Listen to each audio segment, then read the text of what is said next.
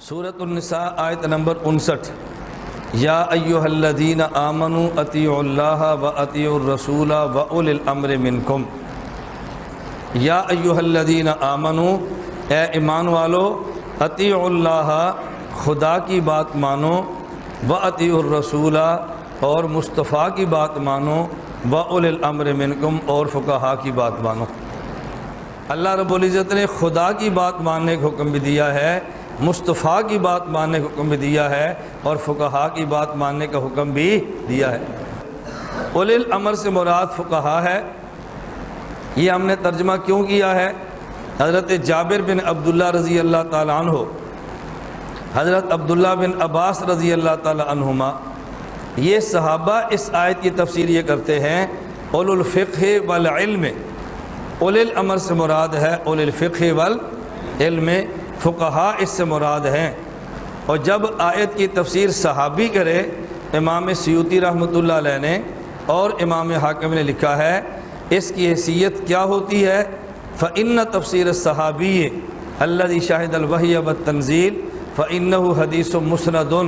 صحابی کی تفسیر نہیں بلکہ حدیث مسند ہوتی ہے، وہ دیکھنے میں تفسیر ہے اور در حقیقت وہ حدیث ہے، کیونکہ اس صحابی نے تفسیر خود نہیں کی بلکہ اللہ کے نبی سے سمجھ کے کی ہے، اللہ کے نبی سے سمجھنے کی ہے۔ صحابہ کرام نے قرآن بھی اللہ کے نبی سے لیا ہے اور قرآن کا معنی بھی اللہ کے نبی سے لیا ہے، الفاظ قرآن بھی رسول سے لیے ہیں، اور الفاظ قرآن کا مفہوم بھی صحابہ کرام نے رسول اللہ صلی اللہ علیہ وسلم سے لیا ہے۔ بعض لوگ آپ سے کہیں گے کہ اولی الامر کا معنی فقہا بھی ہے، لیکن بعض مفسرین نے اولی الامر کا معنی حاکم فرمایا ہے، اس لیے اولی الامر سے مراد فقہا نہیں ہے بلکہ اولی الامر سے مراد ہے حاکم۔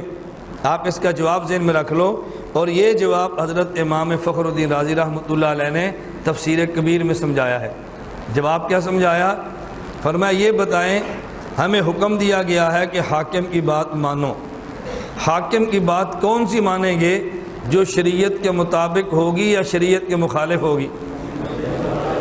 حاکم کی وہ بات مانیں گے شریعت کے مطابق ہوگی۔ کیوں؟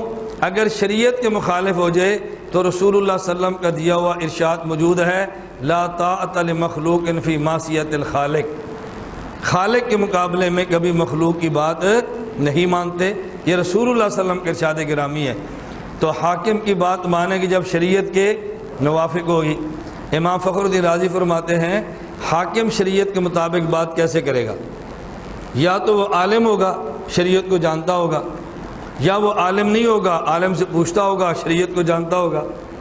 بات سمجھنا، ہم حاکم کی بات مانیں گے جب حاکم شریعت کے مطابق بات کہے گا، اور یہ شریعت کے مطابق بات کب کہے گا؟ یا شریعت کو جانتا ہوگا، عالم ہوگا، یا شریعت کو جاننے والے کی مانتا ہوگا۔ یعنی عالم کی بات ماننے گا تو شریعت تو تبھی آتی ہے نا، یا بندہ شریعت کو جانتا ہو یا جاننے والے کی بات کو مانتا ہو۔ اگر جانتا بھی نہ ہو اور جاننے والے کی بات مانتا بھی نہ ہو تو شریعت کیسے آ سکتی ہے؟ اب امام فخر الدین رازی فرماتے ہیں، اگر حاکم شریعت کو جانتا ہے تو ہم نے صرف حاکم کی بات نہیں مانی بلکہ حاکم عالم کی بات مانی۔ حاکم کی بات نہیں مانی بلکہ حاکم عالم کی بات مانی ہے۔ اور اگر حاکم شریعت کو خود نہیں جانتا بلکہ کسی شریعت والے سے پوچھ کے فیصلے کرتا ہے تو پھر ہم کہیں گے ہم نے بات مانی ہے حاکم کی اور حاکم نے بات مانی ہے عالم کی، تو حاکم کے واسطے سے ہم نے بات عالم کی مانی ہے۔ اگر حاکم عالم ہے بلا واسطہ ہم نے عالم کی بات مانی ہے، اور اگر حاکم عالم سے پوچھ کے فیصلے کرتا ہے تو ہم نے بالواسطہ عالم کی بات مانی ہے۔ تو اولی الامر سے مراد علماء فقہا ہی ہیں، خواہ بالواسطہ ہوں یا بلا واسطہ ہوں، بالواسطہ ہوں یا بلا واسطہ ہوں۔ یہ بات سمجھ آ گئی؟ ہم کہتے ہیں 3 طلاق 2 تو 3 ہے، 3 طلاق 2 تو 3 ہے۔ کیوں؟ حضرت فاروق اعظم کا فیصلہ ہے، اور غیر مقلد کہتا ہے یہ حضرت فاروق اعظم کا فیصلہ سیاسی ہے۔ ہم نے کہا مان لیتے ہیں سیاسی ہے، پھر کیا ہوا؟ اگر حضرت فاروق اعظم رضی اللہ عنہ کا فیصلہ یہ فقہی ہے تو پھر بھی مانو وَأُولِي الْأَمْرِ مِنْكُمْ، کیونکہ اللہ نے فرمایا فقہا کی بات مانو، اور عمر بن خطاب فقیہ ہے۔